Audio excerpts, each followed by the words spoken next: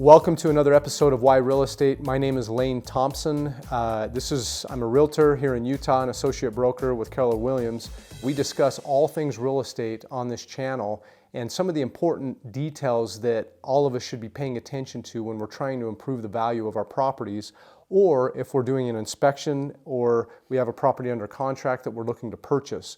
I'm excited for our guest today. We have the owner and operator of Easy Electric and Brady Scow. And Brady, thanks for coming on. Obviously, electrical is a critical part of a home and requires an inspection and everything. But as far as one of the best ways to bring value to your home, we've discussed lighting. Talk to us about lighting. Well, one of the unique things about lighting is it is in every room of your home. Unlike plumbing, unlike HVAC to an extent, lighting is everywhere. And because of that, it has almost a bigger impact than anything else on the way that people are going to view and feel about your home after seeing it. The way you describe that, Brady, you're sounding like a real estate agent. For real. Because those are one of the things when I walk into a home and I'm with clients, we're looking at a house, and if that lighting is right and it's not dull, not too bright, but it has the right touch, and it feels like the space is more open and it's warm, it can make all the difference. And that can be can lights. I mean, what are some particular lights that are popular now that help with that? So what I usually try to tell people is can lights, so anything that's flush mount to the ceiling is going to be your blank neutral canvas that allows you to decorate with anything else in the home, and tend to be the easiest for renting out a home, or if you're just trying to sell a home, they're the most popular and universal. But on the other hand, if you're trying to make a home yours and make it so that you really truly feel at home, flush mount fixtures and chandeliers and things like that tend to have a little bit more stylistic components to them. And if you pick the right ones, they really make you feel like the space is yours. So oftentimes the more plain and basic is great for selling a home, whereas the very flashy and the ones that you fall in love with are great for your forever home. So it's so critical when you're selling a home that lighting is just right. I cannot emphasize that enough. And then that all your electrical is taken care of. Now let's pivot to a buyer, okay? Yeah. What other things should a home buyer look out for when it comes to the electrical? So some of the things you want to look out for, you should never be able to see any wiring unless it's in wood framing. So any sheetrocked rooms, you should not be able to see any wiring on the outside of the walls. That's a pretty from big a safety perspective? Yeah, it's a pretty big safety thing.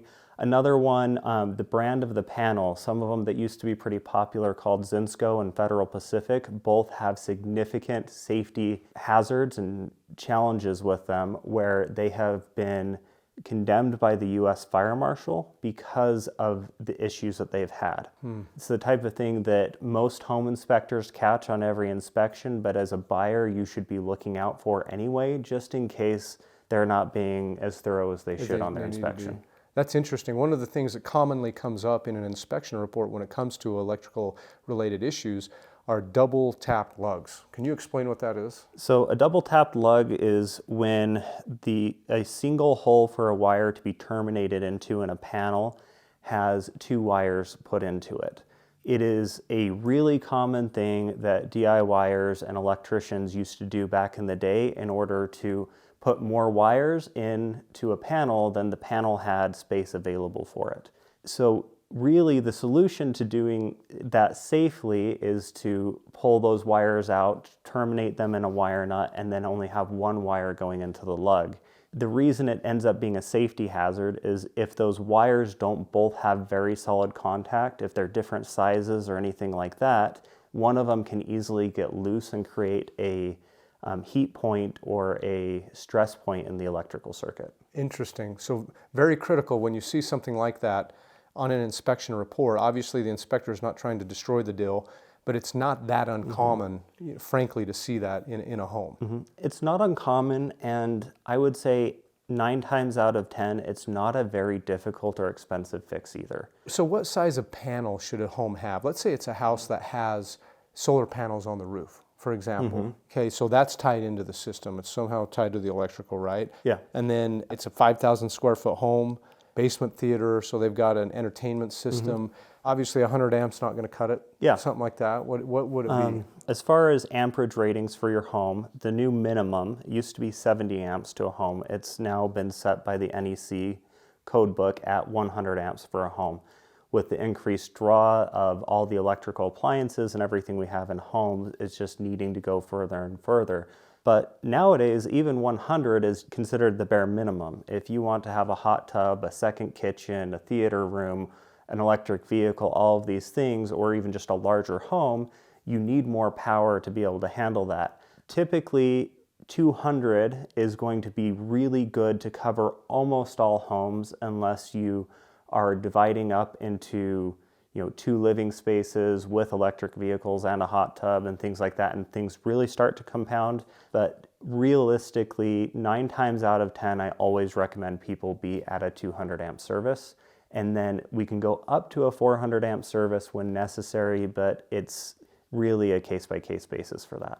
I see. So kind of pivoting to the most common things that you see from a dangerous perspective in regards to being an electrician and electricity in a home. What are some things that most commonly cause fire or electrocution or things you should watch out for? Bad connections is what's going to create a problem with electricity. Copper wire is copper wire. It's always been copper wire, and it will always be copper wire. It's not really, doesn't degrade over time, but a connection point between 2 wires is really likely to have issues. Those connection points being done improperly, not in a junction box that is fire rated to be able to help prevent things from spreading if there is an ignition. Those sort of issues are a big deal. That's why I mentioned you should not see wires outside of a wall, because it's very easy to break them and create another break in the wire. But also beyond that, aluminum wiring in a home was common during the 70s for a short period of time. And that aluminum wiring, the connections on it, aluminum still conducts electricity, but the connections fail way more frequently than with copper. So if your inspection report shows that there's aluminum wiring, you should have it looked at by an electrician and evaluated, and take a look at what steps you can do to help mitigate the risks or replace the entire system altogether and get to copper. It's almost like back, in the 70s and before then, they were trying to use for population control measures, between aluminum wiring, asbestos, lead-based paint, a lot of danger there. Brady, awesome to have you on. Yeah. Thanks for being here today. I Absolutely. thought the stuff was on point. Again, easy electric. I believe that really tied in well with why real estate and trying to educate and help educate our audience, and even me constantly. I'm learning from all of the vendors and the contractors we bring on, but very knowledgeable, and thanks for being here. Absolutely. It was a pleasure. Thank you.